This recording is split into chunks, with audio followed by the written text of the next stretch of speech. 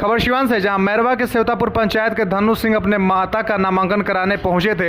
इसी दौरान धनु सिंह के समर्थक अपनी बाइक प्रखंड परिसर के बाहर खड़ा किए थे। उसी दौरान उनका बाइक का लॉक तोड़ रहे दो चोरों को उनके समर्थकों ने रंगे हाथों पकड़कर पुलिस के हवाले कर दिया।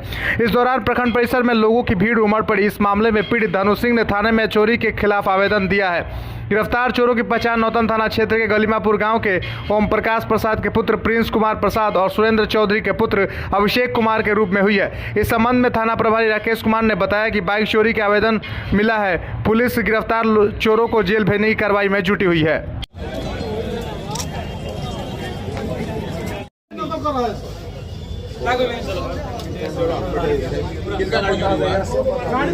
पकड़ा गया, खोलते में पकड़ा